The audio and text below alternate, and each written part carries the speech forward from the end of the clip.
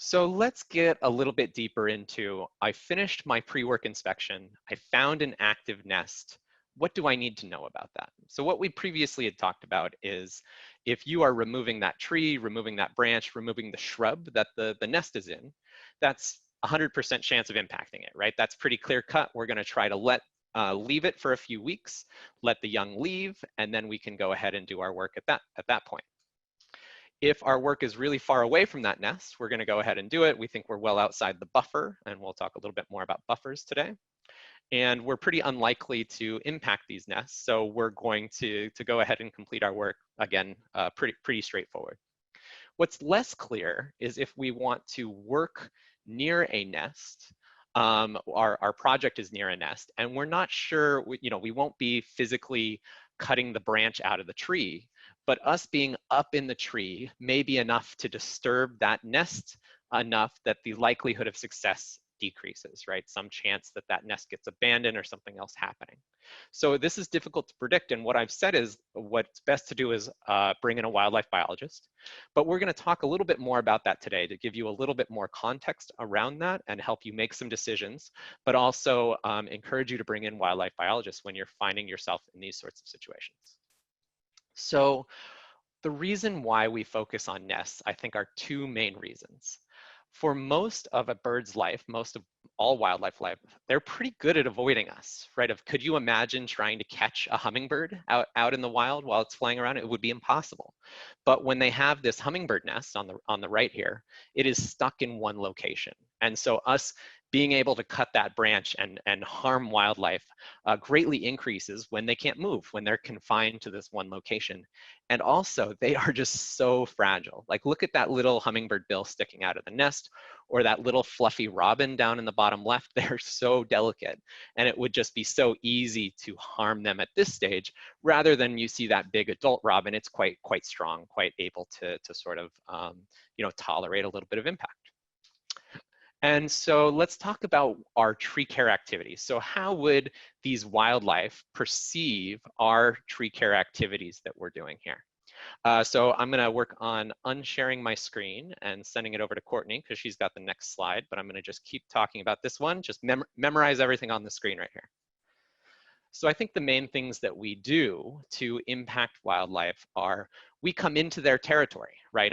They're accustomed to building nests in trees or wherever else, and that they don't have any, that we're not up there, right? We're not coming into those spaces. But when we have a crane or a boom truck or a climber going into those spaces, just physically being in their space stresses them out and potentially impacts their nest.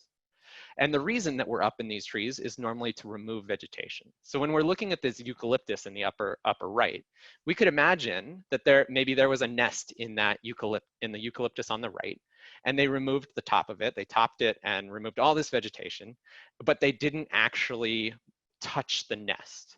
But this is no longer a good nesting site for this tree. This tree is no longer a good nesting site for this nest.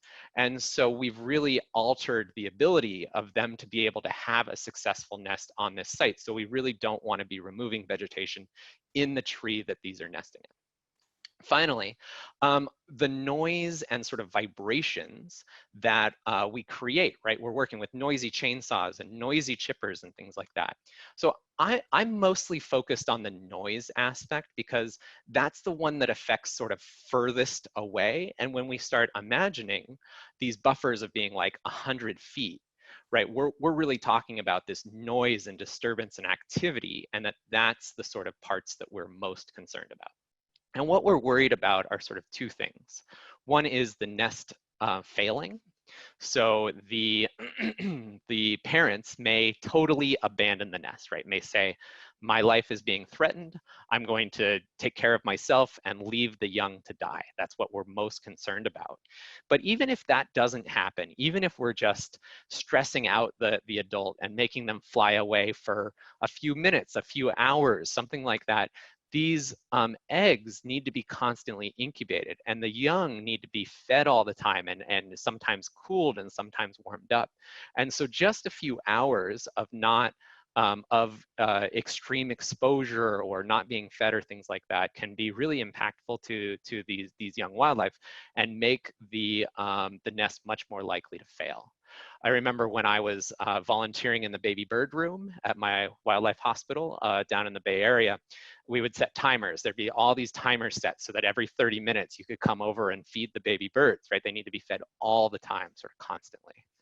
And then we could also expose them to predators where their parents aren't there to protect them, as well as maybe we attracted the predators with us. The other concern is that the young may jump out of the nest, right? They may sort of early to fledge. So here's a raven that I found that's down on the ground and it's doing fine. You know, mom's coming down and feeding it, protecting it, and it almost certainly grew up to be a healthy raven. But it would have been much better if it had stayed in the nest. And if we come and interrupt that life cycle, we can make it less likely that it's going to be a successful nest.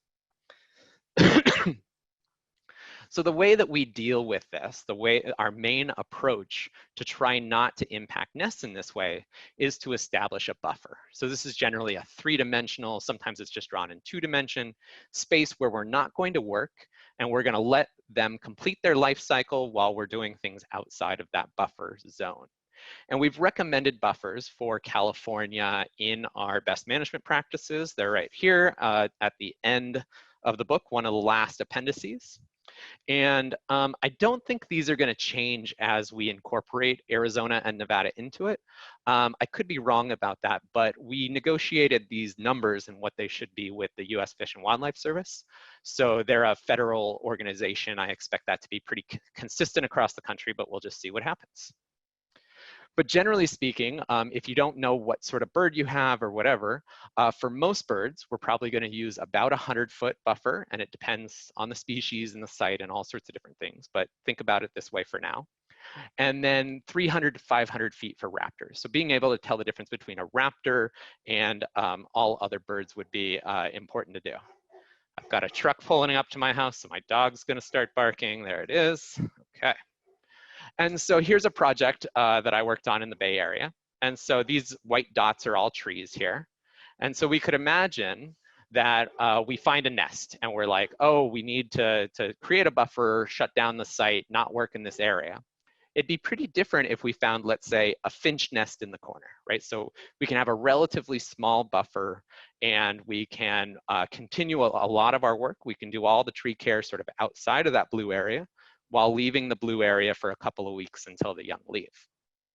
But if we find, let's say, a Cooper's hawk in the middle of the site, we have a much larger buffer, and we're basically not working on this site at all until the young leave the nest, and that these are sort of very different situations, so we'd want to know which one of those we're approaching.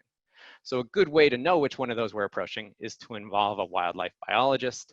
They really know what they're doing. They're going to be able to identify the species, suggest a buffer, maybe even a smaller buffer than we recommend in the BMPs because they have more experience in this area with this species and whatever's going on there.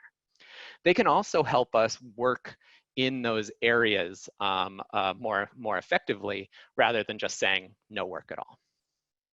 So in the white terns, if anyone tuned in to last Thursday, they have the same approach where they've established a buffer, but their buffer is 10 feet for the white terns. The white terns are so tolerant of human activity that it's crazy that as long as you give them just a little bit of space, they seem totally happy and able to keep breeding.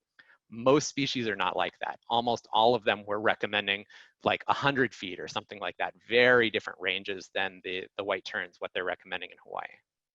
Similarly, they recommend a buddy system where somebody is sort of hanging out and watching the bird to see what its behavior changes and whether we need to do something different because it's getting stressed out. This is exactly what a wildlife biologist would do if you brought them onto your site, had them check out the bird while you were working, and as soon as the bird starts appearing stressed, they can say, hey, let's shut it down, let's try something else, and you and them can sort of problem solve how you're going to approach this in a way that you can complete your work while protecting the bird and making sure that they raise healthy wildlife. Okay, so I see Laura's getting ready. I have just a couple things to talk about before then, but I'm excited to see some birds down there in Arizona. So let's talk about the two kinds of emergencies that we have in the best management practices. So the first is a health and human safety emergency. I think we can recognize that there are some difficult decisions to be made and that we don't want to try to make you feel like you have to make irresponsible decisions and put people's life in danger. So the first thing that we recommend in a situation where you have maybe a hazard tree with an active nest in it, right? So let's imagine that scenario where we think we're gonna have to take that nest out and bring it to a rehab center, but that's maybe against the law, depending on the interpretation of the laws. Certainly it would be illegal in California where we have additional laws. We would want to do a full level 2 tree risk assessment. And so when we do that, we very formally go through the form and we establish the risk. And so what I would do is I have this sort of very oversimplified decision model. If I have a tree with an active nest in it and I've done a risk assessment and I need to decide what to do with that tree, if it is a low risk tree, I'm not going to remove it, right? I'd need a different reason to remove that tree besides the risk. If I have a moderate risk tree, I would say, hey, I can probably wait till the non-breeding season, so I'll let the young leave, keep an eye on it, or just wait until October, later in the year, remove the tree, prune the tree, whatever needs to happen then. If I have a high-risk tree, and I'd say I only see a high-risk tree 1 out of every 100, 200, 300 trees, somewhere in that range, I'd be calling a wildlife biologist. I would have them come out and help me. We would problem solve together as to what was the best approach and what could we do to make sure nobody was going to die from this tree and to give the nest the best chance at completing its life cycle. And if I had an extreme risk tree, I would probably call my wildlife biologist on the way over and I would act. I would take the nest out of the tree, I would bring it to a rehab center, I would apologize to the agencies if they got mad at me, I would take a lot of photos and write a lot of notes down, ask for forgiveness. I've seen one extreme risk tree ever, so I don't think that this happens very often, and I would like us to be very formal in how we talk and think about these sort of situations. A different situation is a wildlife emergency. So at this point, I'd like to invite Laura from Liberty Wildlife to tell us a little bit about what's going on there and about her experience with wildlife emergencies and what advice she has for us arborists when we find ourselves in a wildlife emergency. All right, well, thank you, Ryan. Yeah, my name is Laura, and I am a wildlife biologist at Liberty Wildlife in Phoenix. We're a nonprofit organization, which means that we all fill a bunch of different roles. So I am a wildlife biologist that does biological surveys, I do monitoring, I do nest moves, but I'm also the education facilitator, and so I do a lot of education programs. So I have all my little props and show and tell items here for you today. You guys have discussed a lot of great things, and I'm going to try not to do too much overlapping of what you guys have already heard. Quick idea about what Liberty Wildlife is. We were founded in 1981 up in North Scottsdale in somebody's backyard who was a veterinarian that just knew that there was a need for a wildlife rehab center. And so she opened up her backyard. And that year we took in about 80 animals. And we've grown and grown over the almost 40 years. And in 2016, we moved to a new location. That's my co-host right there. All right. And we're just south of Sky Harbor Airport. So we're really close. More and more people are able to access us and bring us wildlife. I think with the COVID situation, a lot more people have been home and therefore finding more wildlife in their yards and having the ability to bring more to us. So this year we've hit a record. We're only in the middle of August and we've already had 10,500 animals come into our hospital already. We are mostly birds, so songbirds and then birds of prey. I actually do have a golden eagle behind me right there, who's inside for the summer because it's too hot for him out there. He's an older boy.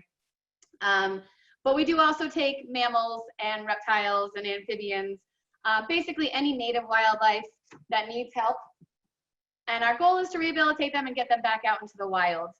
The education animals that you see behind me are actually ones that could not be released to the wild for one reason or another. And so they do become part of our education permit. and then they can go out and do education programs so that people can see what it is we do, and why it's important to take care of these animals. I won't go into the recap of the MBTA because Special Agent Chavez did a great job, and I think it'd be a great idea to get to talk to him because he has a lot of answers. He's a wonderful asset to have, and he is easy to contact by phone and email. He is looking to go after or to talk to and educate people about this act. So he's always willing to take calls whenever we have any questions about barn owls that have been taken down out of a palm tree was one example. Burrowing owls that were recently torn up in a construction area. He is actively looking into all those cases. And with the M opinion still being in limbo right now, his opinion is that he's just going to go and investigate everything.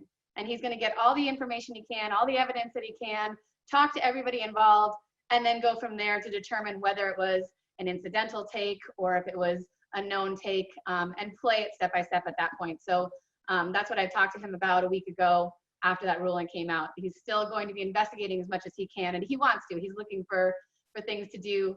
So he's always welcome to any calls or questions that you might have. Okay. All right. You guys have, I'm going off a PowerPoint presentation that I actually sent to Ryan that he can send to you guys, so you guys can have a copy of this, because it does have some pictures of some of the birds you'll come across and some of the nests that you'll come across, and then some ideas of resources for rehabilitators if you do get a wildlife emergency. You guys have gone over the best practices for tree trimming, but breeding season does vary by the year. We're starting to see it starting earlier. Climate change and everything has been changing things. We're seeing more birds doing 2 to maybe even 3 clutches or groups of eggs in a year, especially the doves. So basically, March to September is when you're really, really most concerned about the babies and the eggs. But in February, we're starting to see things, and sometimes we'll see things even into October. Generally, fall to winter is when you want to do most of your trimming. Signs of an active nest, I'm not even going to go into that because you guys have heard all about looking for the birds and looking for the poop and looking for the pellets. But yeah, signs of a nest is basically if you see a bird, that's a pretty good sign. And then all the other little things that you might find on the ground or nearby, spider webs and everything. What you guys might come across mostly are doves. We've got the mourning doves, the white-winged doves, the Inca doves, and then we do have a couple non-native species, the European collared dove and the pigeon. So I do bring some friends. Let's see. Just because doves tend to look a lot alike. This is a mourning dove. They're kind of the small brown. They're really hard to see. They hang out in their nests, like they will usually hang out until you just approach. It's hard to see them. And then what they'll do is they get really nervous and fly to the ground and do a broken wing dance. So it looks like they've got a broken wing. So that's your mourning dove. And that is in the hopes that whatever predator is coming by will go after the parents and leave the nest alone. I also have the white-winged dove right here, which obviously gets its name because it's got this pretty white wing, so easier to tell. About the same size of the mourning dove and otherwise similar coloring. Both protected, both still laying clutches right now, so we've gotten some of these babies in even at this time of year. The Inca dove, I don't have any examples. They're much smaller. And then, of course, the European collared doves and your pigeons are going to be larger. So doves' nests, and this is the hardest part of my job when I'm educating my biologists about what to look like and look for in the field. Doves and pigeons don't really make great nests. They're not the best nest makers. So I have some great examples right here of ones that obviously have been worked on for a while. The doves will reuse those nests over and over year after year if it's not destroyed. So these are ones that obviously were in a great location and they worked really hard on. Usually doves' nests, pigeon nests are like 4 or 5 sticks intertwined together and one monsoon breeze knocks them to the ground. But they're generally your typical bird nest. So little twigs and just pieces of grasses and everything, really woven. as if you were taking a basket weaving class with a nice little shallow dip. The babies will sit right in there and mama sits on top. They're generally maybe 5 to 25 feet off the ground. When I go out into the field and assess, I can usually reach them from a standing position or maybe just get a small ladder and reach them so they're not too far. It's your turn soon. This is her debut, so she's getting used to the screen. There you go. And like I said, they'll use those multiple times throughout the season. Yeah, you'll see them kind of in more of like the mesquite trees. Some of the Palo Verdes, they don't like anything too dense, but they obviously want to have some kind of cover. So they'll be a little bit more in towards the trunk of the tree. Then we have curve-billed thrashers. I don't have a curve-billed thrasher to show you, but they're slightly bigger than the doves and they've got a longer beak. They're insect eaters, and they have a much more stick-like nest where I have to wear gloves because everything in Arizona has thorns and hurts. So they will pull in the different thorny branches from some of the trees, and it'll be tucked right inside of the trees with this big bulky outward side of sticks, and then a tiny little basket with smaller woven pieces in there. So yeah, you'll find that in trees. You can find it in cholla cactus and some of the shrubs nearby. The best way to know these is once you have eggs, they have pretty bluish colored eggs in there. Most of these animals, birds, are incubating for anywhere from 15 to 20, 25 days. And then usually the babies stay in the nest for about 3 weeks before they start thinking about fledging. And then the parents usually keep an eye on them and stay nearby for a little while. So that's one little one. Here's another slightly bigger one where they obviously had been working for a while on the base there, the sticky part, and then the small nest bowl in the middle. All right, then we have the common grackle, which is another medium-sized bird, slender. We've got, they're usually black. They kind of look like small crows. The females are a little bit more brown. Very gregarious, usually in large groups. Usually, if you are disturbing their nest, they're going to be around you, yelling at you. They have nests that are this really cool cup, and it's usually about a couple feet up in the air, but I guess they have been found to have nests as low as like a foot off the ground. But it's, again, that same basket in the middle, but there's all these reeds and twigs and pieces of bark, and they use mud to then kind of make it a lot more solid than what we were seeing with the doves earlier. They also have like a blue with speckled eggs in there. I don't see these as much. The doves, the pigeons, and then the verdins, which I'm going to show you next, are the ones that I usually see, but I'm doing a lot of surveying along highways. So I don't get too dense unless I'm going way out into Arizona lands for some of the larger projects. But my basic projects are for highways, electrical companies and everything. So I'm usually within proximity to people. So these guys are a little bit rarer for me to find. The verdins, I should have kept my gloves on because these are the ones that always poke me, are the pretty common. They're very tolerant of humans. So they are around a lot of homes and buildings. And they are always in these twigs like this, these long branches. And they have intricately woven everything up here. In here, and then there's a tiny hole that they kind of close off, and that's their entrance and exit, and the babies stay in there, and the verdins are really tiny, so they stay in there while the babies are being born, and once they fledge, they actually don't usually reuse these, and they will actually have a bunch of these around that are satellite nests, so they're not all for nesting material. They use them for different purposes, but they don't always come back year after year. So when I'm looking at these, I'm looking for just dry twigs. A lot of times when they're done, they just kind of sit there and they get dry and crispy. You'll see the spider webs at the front of the hole. But what's really neat about these is they do an amazing job of just coating it inside with feathers and soft down, so it's really, really soft.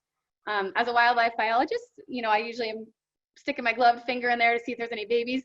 A lot of times we get surprised with the empty nest that there are spiders hanging out in there too. They really like that nice closed-in area, so we always get a little bit of a shock when we see those. I know, it's almost your turn. Someone is dying for attention. A really tough one to spot, and Ryan showed a picture of the hummingbirds earlier, are the hummingbird nests, because they are just so tiny to begin with, and really, really delicate. So this is a super tiny hummingbird nest. They're going to use the fluff from the plants, like the down. They'll use spider webs, and they make this kind of rim-like little cup. Really soft, really tiny, really hard to see. This is a bright white one. I don't think I've even ever found one that white in color, because that would be a little bit easier to spot in our areas. The ones that I see more likely are kind of like this one that's falling apart. That's got a little bit more of the mottled dark color. This one's kind of falling apart because they're tiny and intricate. But yeah, they'll fit a couple little eggs and babies in these tiny little crooks, and they'll be in any kind of tree. They'll also be on chain link. We'll get calls from the electric companies that they're in their utility trucks, and they're protected, so they should not be moved until we come. The best way to find hummingbird nests is by hummingbird activity. The parents are pretty aggressive, and they will buzz around your head and kind of dive bomb a little bit at you if you are coming close to their nests. The other one that you'll see is one of our cavity nesters, and it's also our state bird, and that's the Cactus Wren. We actually have a couple that usually hang around out here. They're not making an appearance today, unfortunately, but they're really impressive. They're usually found within tree crooks, and especially choyas and yuccas and things like that. And they make this huge football-like nest with one little entry, which I think is closed off right now. I think some of my debris has closed over it. I know, it's scary. But really, really large, and they've got a bunch of little babies hanging out in there. Very active and actually pretty social birds too. So they don't usually mind hanging around people and being pretty close by. Let's see. And then other little cavity dwellers. You guys deal a lot with, you know, the tree branches and looking for the cavities. There you go. So in those, you'll find different kinds of small owls. A lot of times you'll find kestrels, and then also woodpeckers and flickers. So this is a young woodpecker, a Gila woodpecker. So he doesn't have the bright red on his head yet, but you can see the long little beak with a little feather in it for biting, for stabbing into the wood. The pretty feathers, so he's got a bandage there, and then he's still small. And that's what you'll hear when you're invading their nest. So they'll make a nice loud sound. So that's a good thing, because you'll actually hear them too. But what happens with the tree and the cavity, and you guys probably know this a whole lot better than I do, but you'll get the cactus boots. And so that's, you know, just the hardening inside of the tree to protect it. And then that just makes a great cavity for all these birds to go into. And then the other kind of cavity dwellers that we get, this one actually came because we had some screech owls in it. So an arborist actually brought this to us. There were screech owls living down below, and they had to trim the tree. So they were actually going down and going step by step and getting part to part, and then actually, you know, kept this part for us so we could, I think the babies were too far down for them to reach. So they kind of sawed all around it, made sure that they put a little scope in to see how deep down it went, and they cut the whole thing and gave it to us and brought the nest to us so that we could take care of the babies and release them when it was time. All right, so then I'm gonna introduce you really quickly to some of the little creatures that you'll see. Hey, Vito.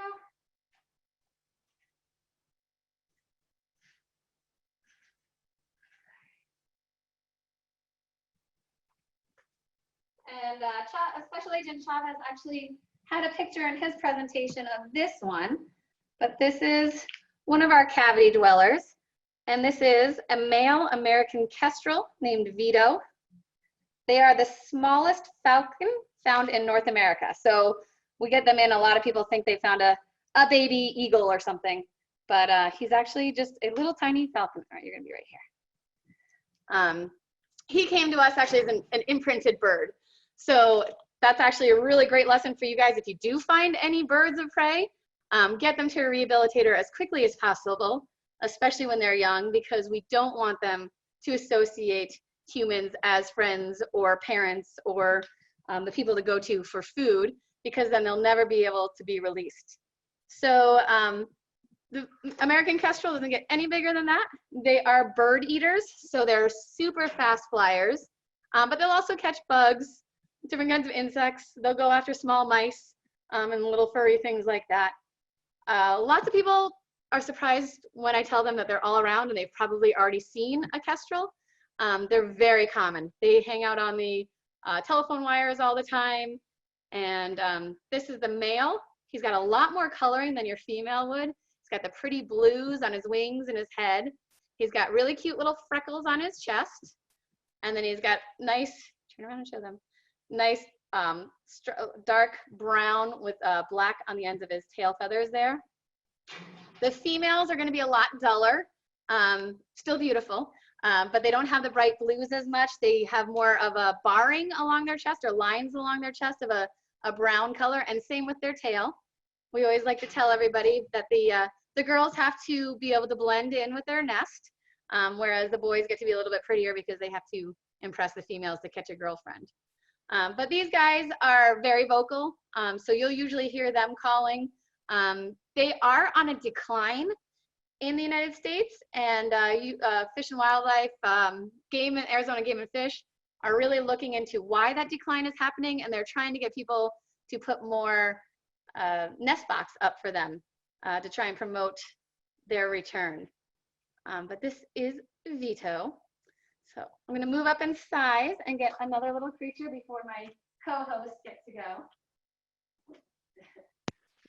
I'll just say real quick that I know we're going a little bit over our sort of into our question and answer period. So we'll get to some questions here in a few minutes, but I think this is great to see a little bit more about the local Arizona wildlife, and they're just such attractive animals there. So gonna let Laura go a little long here, and then we'll catch up with the question and answer period.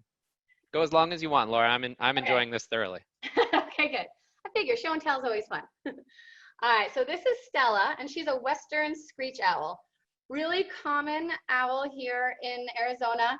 We have 13 different species of owls, and the Western Screech, I want to say, is the 5th or 6th smallest. So there are 5 others, the Pygmy Owls, the different kinds of Pygmy Owls, and elf owls that are smaller than her. The barn owl behind me that you'll see in a little bit, and then the great horned owl are, 2 of the larger birds. But she's a pretty normal size for the Western Screech Owl. There are Eastern Screech Owls, very similar, just slightly different color variations mostly. These guys are truly nocturnal. So if you guys are going out and doing a survey and you see a cavity like the palm tree cavity that I showed you earlier, you're not going to see them coming in and out during the daytime. These guys really just won't even move during the day. We'll try to release them during the day and they just stay on the ground. So all of our releases for them are at night. So if you're assessing for that, you're gonna have to get somebody out observing at night to see who's coming in and out. Really pretty coloring. They're also wonderfully camouflaged, as you can see by this. They've got little ear tufts that are kind of sitting down right now on Stella. Little ear tufts that also help them kind of blend in a little bit. Great eyesight. They have not the hooting kind of hoo-hoo that you're used to from great horned owls, but you'll have to look it up on your own to hear the sound that they make, because I'm a terrible bird sound maker, and it never comes out right. I always sound like a dying dinosaur. So listen to them, but they have kind of more of like a bouncy ball, some people kind of explain it, with a bunch of little hooting noises that go together. But really good carnivorous little beasts that are very active and very common, just really elusive. A lot of times people think that they're bats because of their movements. They don't really glide, but they're actually flapping and going through the air and scooping down to get all their mice and prey that they're eating. So this is Stella. She came to us as an imprint as well. Somebody found her and kept her for too long. So she never learned how to be a wild owl. So one more big owl. Good girl. All right, and the star of our show. Come here, Nixie. Oh. Pretty good. Look at that. She's been dying to step up. She did not want to stay there. So this is the barn owl, and this was actually my first case that I dealt with Special Agent Chavez when he first started here in Arizona a couple months ago. We had someone knowingly, they called our hotline and said, we have a nest of barn owls up in our palm tree, and we don't know if they're babies, but they've had babies in the past, so we're wondering what we can do. And we said, well, you have to, hopefully leave them until they fledge, if you can do that.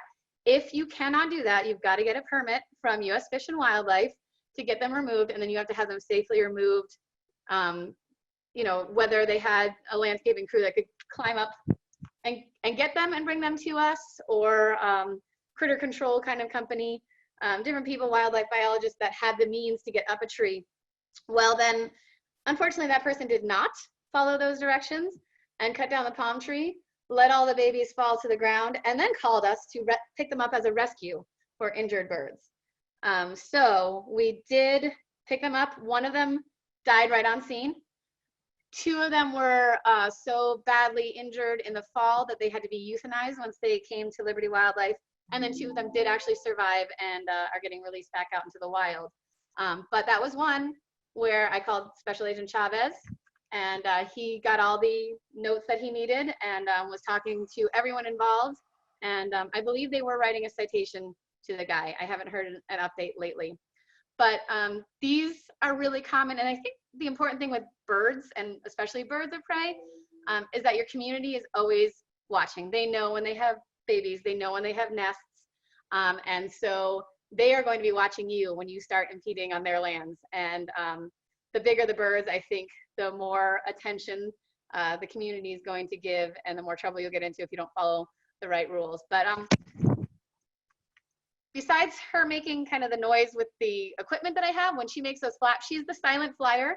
She's a ghost owl, basically. They're truly nocturnal as well. They hang out in barns, dark spaces, dark cavities, and come out in pure darkness and make a terrifying scream. And so that kind of goes along with their ghost name. But they're beautiful, beautiful birds. She actually came to us this year. Somebody found her and kept her for a couple weeks, and she is probably the most imprinted barn owl that I've ever seen. She is, when we were sitting here together getting ready for the presentation, she was just kind of nodding off and going to sleep. Nothing but bothers her about humans. So obviously not a good thing to release back out into the wild, because she would land on your shoulder and expect food from you. So.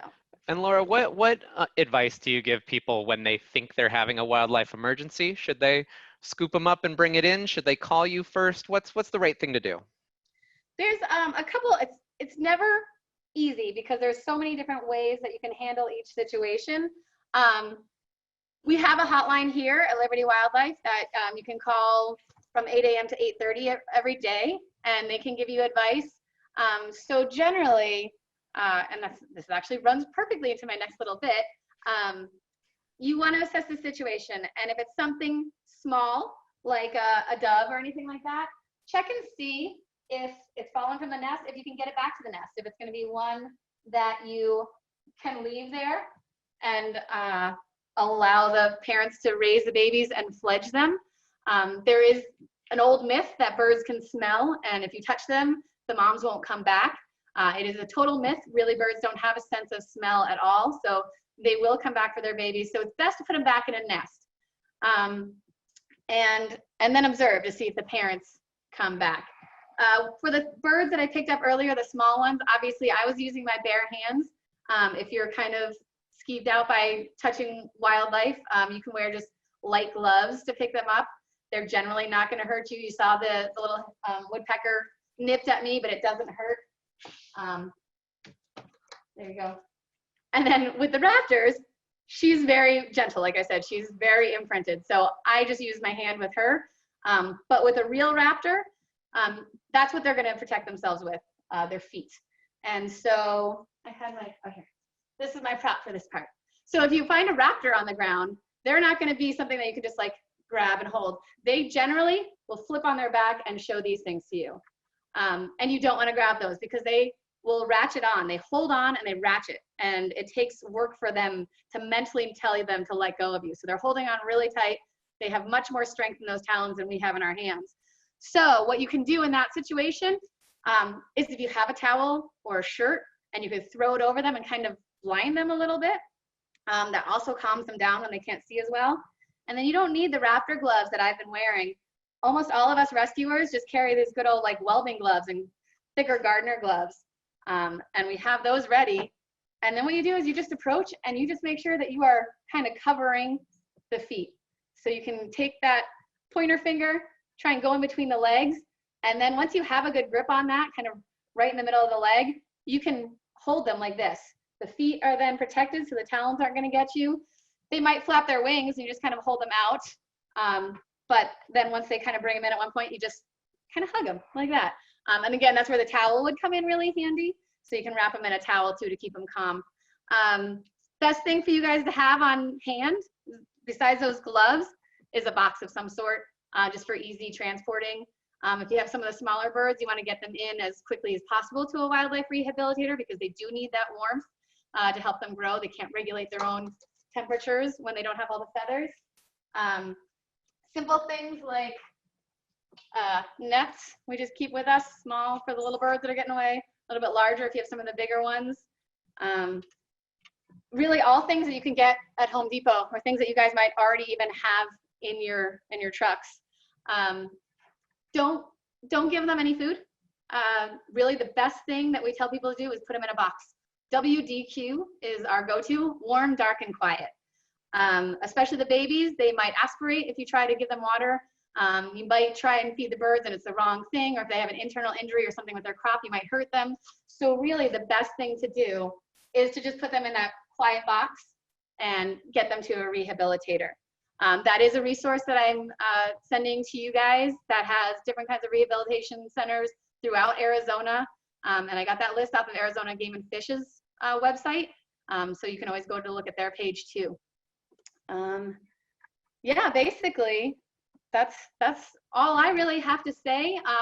This presentation that's going to come out to you has my phone number, my email, Liberty Wildlife's information, our hotline information.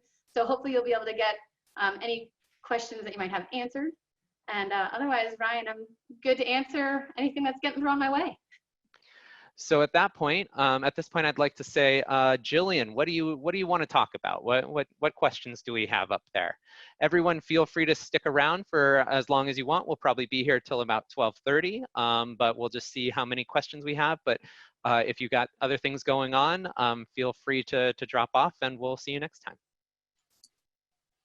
So Ryan, there are no lingering questions, though an earlier one, which I did respond to briefly, was regarding drones. And the question was, would the use of drones be a problem around the nests of bald eagles? Yes, next question. No, so absolutely. Drones are a big concern to sort of wildlife advocates, wildlife biologists, people who are involved in any of this. These laws are obviously not written for the tree care industry, right? They don't say anything about chainsaws. They don't say anything about, you know, the sort of work we're doing. They're these big, broad laws that say you can't impact these wildlife in these ways. And so we really want to emphasize that there's lots and lots of different ways we could be impacting that. And what we're doing here is we're trying to help you all navigate these laws and understand what they're all about. Through a lens of tree care. So when we talk about these things through tree care, it's just for that reason, not because they're not involved with that.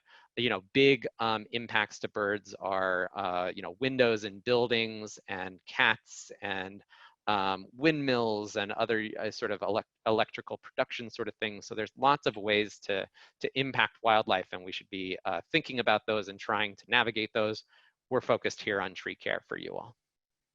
So there was another question that just popped in, and it was whether or not a bird would take over an abandoned nest that was just maybe started and abandoned early, would take over and use that nest and build upon it? My guess is that that's relatively rare. I'll pass that to Laura and Jillian. I have heard of, for instance, so bald eagles just keep building on top and on top and on top of their nest. And that often when you dig down to the bottom, it's like a red-tailed hawk or like some other type of bird all the way down at the bottom. But Laura, do you have any insight into that of birds sort of finishing off a partially completed nest or an inactive nest from the year before? Yeah, they will. The doves especially will definitely take over old ones that they found and just start building on it. The verdins are ones that, generally like to make their own. You don't know what's in those old holes. But I think they're fairly opportunistic. So if they are in an area where they see something basically started, they will use those nests again. And like you said, with the raptors as well. Great horned owls and red-tailed hawks are our most common hawk and owl predators that we have around here. And they share basically the same habitat and the same food source. So the red-tailed hawks are nest makers, and they usually love any tree that they can find. They like the highest perches that they can find. And so they'll make those twig nests, and a lot of times the great horned owls will actually come over and steal it from them. So there's a territorial battle there. So you will see that occasionally. Jillian, do you have anything to add to that? The only thing I would add is that I think it is very possible that birds would use the nesting material of an abandoned nest to build a new one for themselves elsewhere. Oh, interesting. Okay. And in going with that, actually, I do tell people, if you have a red-tailed hawk nest and there's no eggs in it yet, we usually say, and Special Agent Chavez, says there's no eggs in the nest, so it's not actually protected yet. We tell people you can knock it down so that you can eliminate the idea of them putting getting eggs in there. But ravens and red-tailed hawks, if you knock those nests down, they will pick the twigs up from the base of where you've knocked them down and reuse them. So at that point, you should scatter it. You should take the nest away from the area so they don't have easy access to those to rebuild fairly quickly. Yeah, one of the wildlife biologists that we work with warns about doing that because they say that their concern is mostly around that the bird might be egg heavy. So it's ready to lay an egg in that nest. And then you've removed that nest and it lays an egg really quickly in an even worse place.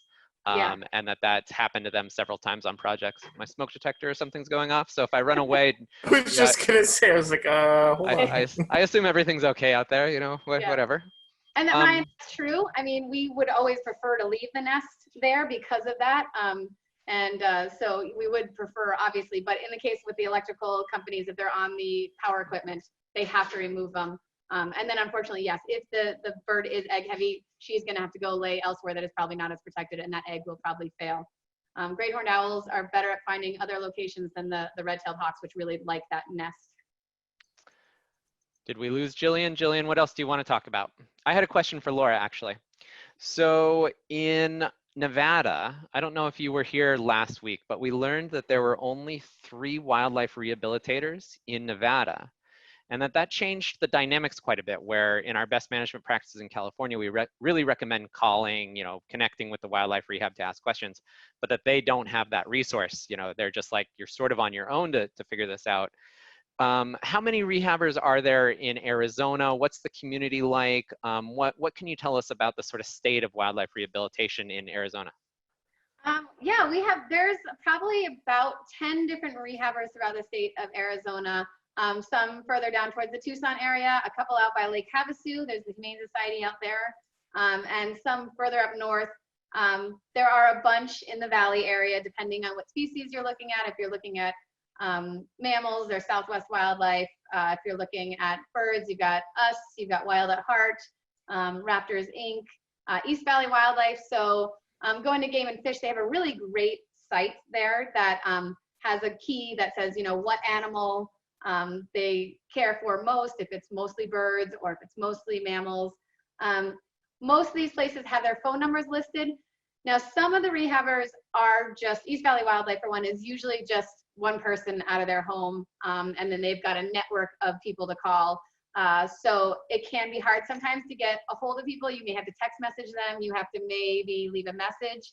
We have our hotline, where you do leave a message, and our volunteers are supposed to call back during the busy season within half an hour. During non-breeding, you usually get a call back within about 10 minutes to answer questions. We all, Liberty Wildlife has social media, which is one of my jobs, so I'm monitoring that as well. So you might have to try a couple places at first, look at that list and try a couple of different numbers, but we're all pretty connected. We all know each other. We've all kind of volunteered together or worked together in various places. So we all kind of know each other. Whenever I sign on to a Zoom conference, it's pretty much the same people that I see over and over again. So you may have to try a little bit, but some of the larger ones like Liberty Wildlife, like Tucson Wildlife, and Wild at Heart, they're larger, so they have a little bit more of a volunteer base, and it's easier to get in touch with them. Great. So Laura, can I ask you a question? Sure. So let's say that a tree care provider was waiting to hear back from a rehabber with a question, if there was a bird emergency, let's say an injured bird or a bird had fallen out of the nest. Could you give us some don't do's while you wait? Yeah, really don't do anything. Literally, if you can just get it into a dark box with air holes and remove it from where you're working, you can go continue working. Put it in your truck or car with air running if it's Arizona and it's super hot, and just let it sit there quietly. Don't put water in. Don't put food in. Don't try to address any wounds or bandage in any way or anything like that. You can go back to work until you get that phone call back, and then they'll ask you the questions. Our volunteers will ask if you see any injuries, if you can tell if it's got pin feathers yet, if it's got, if it looks like it's about to fledge, and maybe you can leave it on the ground for the parents to keep by. They'll ask all the questions then. But really, for the most part, we tell everybody, even if you collect it at the end of the day and it's evening and you're not going to be able to get it to Liberty Wildlife before the next morning. My husband gets phone calls from me all the time. Hey, honey, you're coming home from work. Just to let you know, there's an owl in the bathroom. Like don't do anything. So it's just warm, dark, and quiet in a careful, safe space. Great. And any special word about handling hummingbirds? Because I've heard some great precautions about handling hummingbirds, particularly with their fragile legs. Those ones are really tough. That's just a gentle, you just have to scoop them up, no pressure whatsoever. The hardest part actually about hummingbirds is that they are always hungry and always need to eat. So our team is always feeding the hummingbirds. So in that situation, again, getting it to warm, dark, and quiet, and then finding out it's usually a little bit of sugar water, 2 parts water to 1 part sugar. And you can, try and give it with a spoon, like hold the spoon right out in front, and its little tongue will hopefully come out and scoop it up, siphon it up. But yeah, that's just for, some of the big guys that are out there that have big muscles. It's all about being as gentle as possible in that case. And I've seen lots of hummingbirds in particular, but many other species come in just coated in sugar. So try to avoid that. It's really detrimental to the feathers. Yeah. And Laura, I've also heard a caution about using a towel to line, a box or something for hummingbird versus using a paper towel or tissue. We actually always use paper towels and tissues for ours as well. The towels the larger towels can kind of fall over and fold on them. They can also have little snags and everything. So we actually line all of our baskets with paper towels and toilet paper. So that is best. Thank you. And even if you're just waiting and you don't have anything, and it's just the quiet little dark box, that's fine for a little while too, without anything lining it. Thank you, Laura. Well, Jillian, I think it's time to say goodbye to Laura and say goodbye to our audience. So if this is the last session that you're attending, thanks so much for joining us the last 3 weeks. Reach out to me anytime. And if you ever have a wildlife emergency, Laura's just a phone call away. Drop by Liberty Wildlife.